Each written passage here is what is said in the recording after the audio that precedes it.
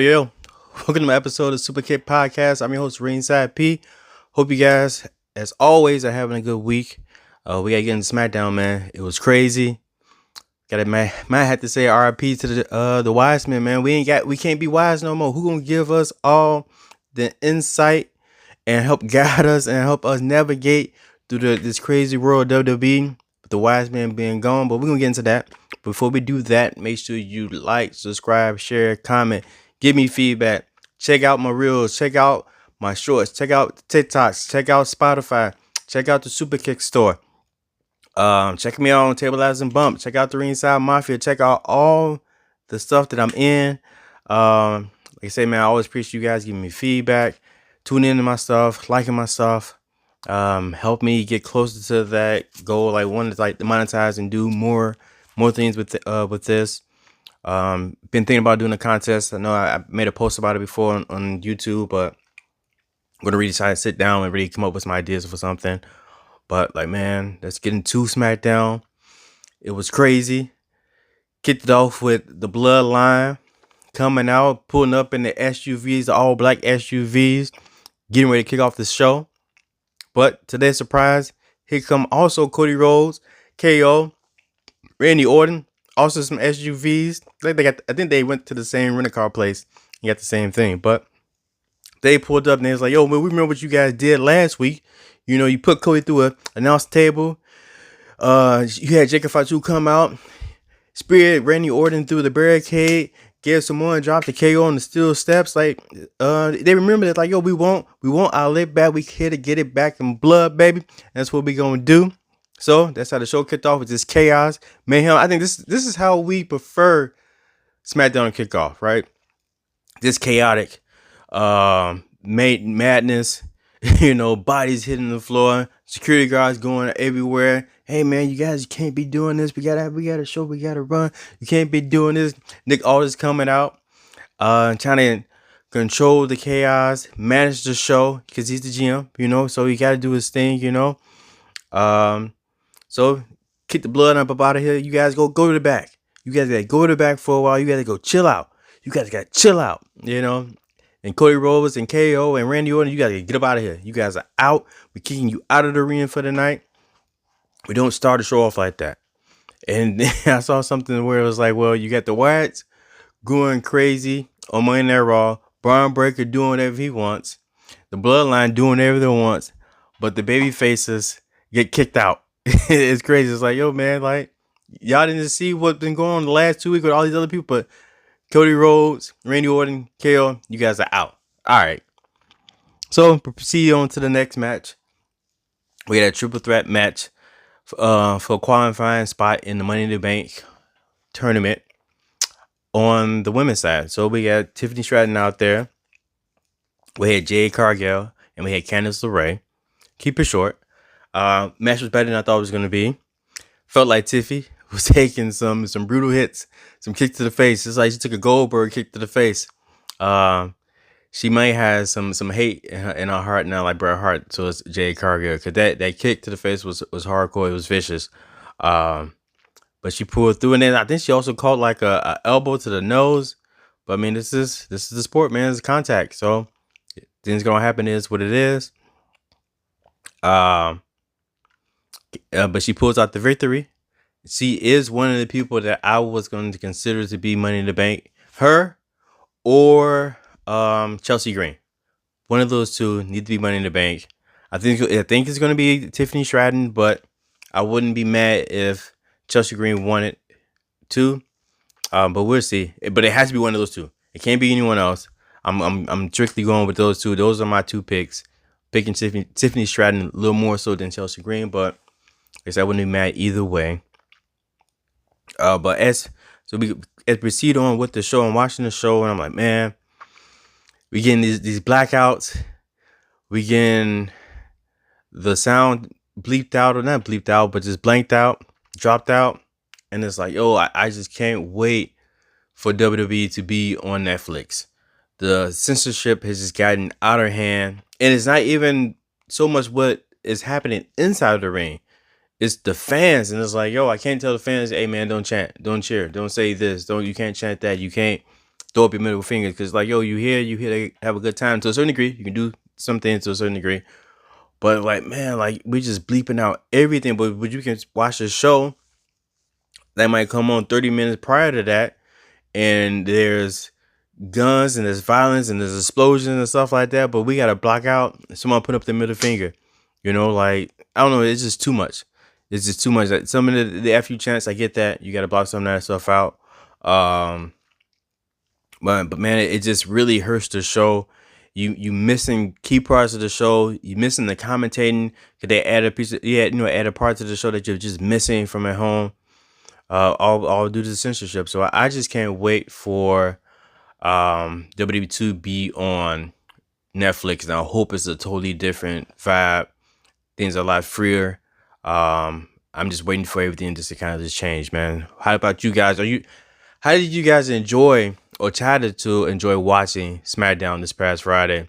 Was it too much? Was the censorship too much? You guys understand why they're censoring things? Or you be like, man, do 2024, man. We can get over that. Let me know. Comment below. So, get into another match. Another triple. Man, I guess I get the triple threat matches for the qualify for the Money in the Bank. I don't know. I guess it speeds up the process. Maybe it feels like this pay-per-view is coming quicker than normal, than usual. But we got Logan Paul, LA Knight, and Santos Escobar to also see who can qualify for the men's side of the Money in the Bank, a ladder match. Another good match. Match is actually way more entertaining than I thought it was going to be. Surprisingly, SmackDown was just overall, man, we're just really good, man. Like, I don't know, it's just because things are starting to like kind of like pick up or whatever, but it was real good. Like I say, man, this match back and forth, Logan Paul got moves. I feel like he kind of stood out a lot more than everyone else in the match. When you had like him antagonizing the New York crowd, you got Jalen Bronson in the crowd, you got Tyler Hagenberg coming out with him. Indiana Pacers, New York Knicks, that, old school rivalry in itself, So you got this. Logan Paul just does his job so well as a heel. The way he can really just pull emotion out of the crowd. It is great, especially just being an outsider of WWE, of the wrestling world. I mean, it's kind of hard to say he's just been outside because he's been part of the E for like multiple years now, for a minute. So you can tell, like I always say, man, he works on his craft, and he's not just here just to get a check. Like, he's here to do business. He's here to do it right. He's here to perform at the highest level that he possibly can, and it shows, and it pays off. But we got Santos, who comes out with the dub, meaning that no, we don't get Santos coming out with the dub. We get LA Knight coming out with the dub, right, with the win. And it's only safe to assume for me is that at Money in the Bank, Logan Paul is going to interfere in the match, costing LA Knight a chance to win the briefcase, and that's going to give us that LA Knight versus Logan Paul at SummerSlam, like I've been wanting for a minute. But the question is to you guys, do you think it's too late for LA Knight to be champion? Has it kind of missed the boat with LA Knight? Has WWE missed the boat with LA Knight? Like, he still gets the pops and everything, but it's just like, man, I felt like he should have been a champion a long time ago. And now I feel like it might be a little too late to really capitalize on the momentum that LA Knight has. But what do you guys think? Let me know. As we go, we get to another match. Another triple threat. We got Naomi out there, Blair Davenport, and Indy Hartwell out there to also see who's going to qualify for another spot in the women's Money in the Bank ladder match. Back and forth match. All three parties in there showing out, come to do work, come to do business. Earlier in the Jade Cargill triple threat match, Indy Hartwell came out and interfered, costing her a spot. So it's only right that Jade comes out and returns the favor against Indy Hartwell. And doing so, this scuffle and all this distraction out there allows Naomi to win and get another spot in the women's Money in the Bank ladder match. I don't know what's up with Naomi. Like, I don't know what's in store for her. It seems like, she's gonna be part of a faction with Bianca and with Jay, and then it seems like they kind of went away from that. And maybe they should bring that back or whatnot. But I'm also seeing that they're gonna have a tag team match at the next Friday between Jade and Bianca versus Candice LeRae and Indy Hartwell. So that's gonna kind of put the title hunt for Jade and Bianca on pause for a minute because they got to deal with this. And now you got Naomi in the Money in the Bank. And I don't know what's next for her. Like, I do want something great for her. That's why the mid-card title, man, they need that mid-card title. Like, it's longer overdue. I think she'd be a great fit for that too as well. I mean, she could be women's champion too, but I like the idea of having her at the mid-card title, being able to carry that, because it's just so many talented women on the roster, and they're just not, I feel like, split up, divided up equally on the roster. And so, like, let's say you always get people grouped together, or you get a select few that get elevated to the main event status or to the women's championship status, and the rest of the women are just kind of just left. They kind of have like these senseless, mindless feuds, pointless feuds and stuff like that. But that was it with that. And I don't know, man, if it was just SmackDown was just so good or what, man. But it was like, I looked up and it was already like 8:45. I'm like, man, what's the rest of the show? What happened to the rest of the show, right? And then the last part, of the night it's going to be the Bloodline acknowledgement ceremony. And I'm like, man, I wonder what this is going to be. I thought this was going to be something where they are crowning or officially acknowledging Jacob Fatu as part of the Bloodline. And it was not that. It was Solo crowning himself the official tribal chief of the Bloodline. Wanted everyone to acknowledge him. He had Tama Tonga acknowledge him, who came out and did so. He had Tonga Loa acknowledge him, came out and did so. Then he had Jacob Fatu acknowledge him. He did so as well.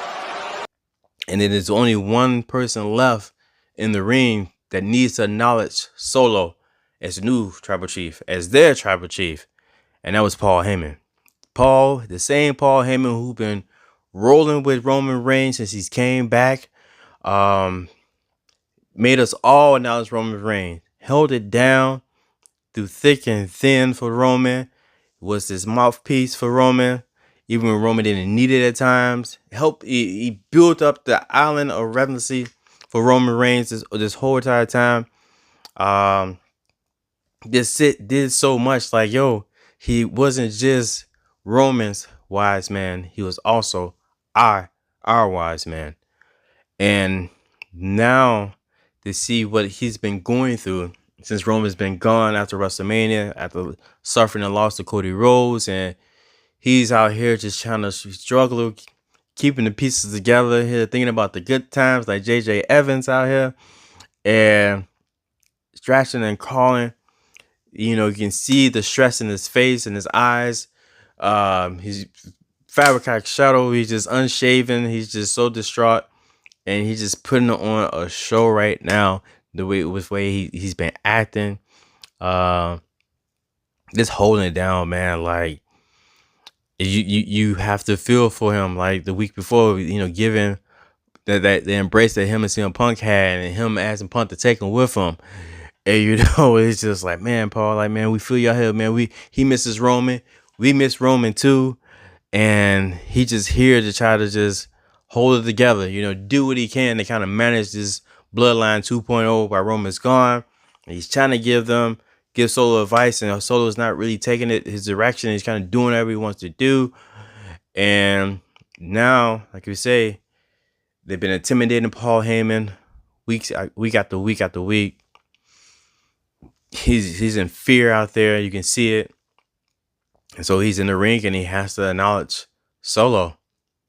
And then they pull out the relay, and Paul's like, "Where did you get this from?" He's in shock. He can't believe that he has this. And Solo's telling him, "You're gonna acknowledge me as your tribal chief." And you can see the internal struggle that Paul Heyman has. For the longest, Paul Heyman has been known as a weasel. He's only cares about himself. Like in any tough situation or a rock in a hard place, he's gonna fold. He wasn't like Dominic Mysterio, who was trying to hold his own against Liv Morgan. He didn't fold. Dominic, you're a good dude for now. But we know Paul Heyman is the type of guy that was gonna fold no matter what, beg for mercy, and we just kind of assumed that, like, all right, he's gonna acknowledge Solo. He's out here, and I say he was just devastated even the week before to know that Roman Reigns wasn't coming back. That's what Solo said. Roman Reigns isn't coming back, and he sat there and you see it. He just felt the hurt in his chest, So I say now he has to acknowledge Solo as the tribal chief, and looks at Solo and says so he acknowledges only one tribal chief, the real tribal chief, the real head of the table. Even though he's not here, he still is the leader, the real tribal chief, Roman Reigns, and Solo does not like that at all. He gives Paul Heyman Samoan spike to the neck. Paul Heyman collapses on the ground. You got Jacob Fatu goes up the top rope, hits him with a flying headbutt on Paul Heyman. They're just beating Paul Heyman senseless, all because he decided not to acknowledge Solo as the new tribal chief. And honestly, this is the energy that the Bloodline 2.0 has needed to display this whole entire time since Roman Reigns has not been around, for us to take them seriously. And maybe it's just been a slow build, and now we got to this point. But I think a lot of us already kind of assumed, like, yeah, Solo is going to turn on Paul Heyman at some point, and this is going to be the catalyst to get Roman Reigns to return back. But even with the headbutt, the Samoan spike, Bloodline 2.0 is still not done. They take Paul Heyman out there outside of the ring by the announce table. They give him that 3-man powerbomb through the announce table, Jacob Fatu does. And Paul Heyman is just laid out there. And before those guys, the new Bloodline, put up their ones, because now they are the new ones out here. And they are running SmackDown. And everyone must be on guard and have been put on notice. We got that triple threat. No, that's triple threat. We got that 6-man tag between Solo, Tama Tonga Loa versus Cody, KO, and Randy Orton and Money in the Bank. I feel like it's safe to assume that Jacob Fatu is going to interfere, and the Bloodline is going to win that. They have to win that. It only makes sense. I think this probably was set up Solo versus Cody at SummerSlam, which is going to be wild, right? Could you imagine that we getting possibly Solo versus Cody Rhodes at SummerSlam? I don't know. They still got some work to do. But, man, all we can do is feel hurt for Paul Heyman. And we can just hope and pray and wish for Roman Reigns to return back soon. I know he's going through some other stuff, but in kayfabe mode and story mode and WWE world, like, Roman, you need it. The Bloodline is out here doing things that they shouldn't do, and then put the hands on the wise man like they shouldn't have, and they must pay for this. But, man, how do you guys think this storyline is going to pay out? I mean, you still got Jimmy Uso who's out. You still got Jey Uso over on Monday Night Raw. So Roman doesn't have any allies right now, And even when he comes back, even with him and the Usos, they're still outnumbered, 4-3. So would this be a return of Sami Zayn to the Bloodline? The honorary Usos is going to be back. Who knows? What would you guys like to see going forward with this Bloodline story? Like, I'm so excited that it has picked back up again. Like, it's hot right now, man. Like, and SmackDown is doing well. I just feel like you could just feel the energy watching or whatever. Like, I can't wait for next week, to see what else is going to transpire between the Bloodline. And when you guys think Roman's coming back? Like, we got Money in the Bank. Does he pop up with Money in the Bank? Does he pop up a week later? You know, like, what do you guys think, man? Let me know. Thank you guys for tuning in. You know, as always, like I said, man, check out my shorts, my reels, my TikToks, me on Spotify, Superkick store. Like, subscribe, share, comment, feedback, all the good stuff. Like, man, I love interacting with all you guys. Tables, Ladders, and Bumps, man. Check us out. We're doing things, man. Cool things. Till next time, man. Adios. Peace. Enjoy the weekend. Or the weekend's over, so get ready for the Monday, I guess. I don't know. Bye.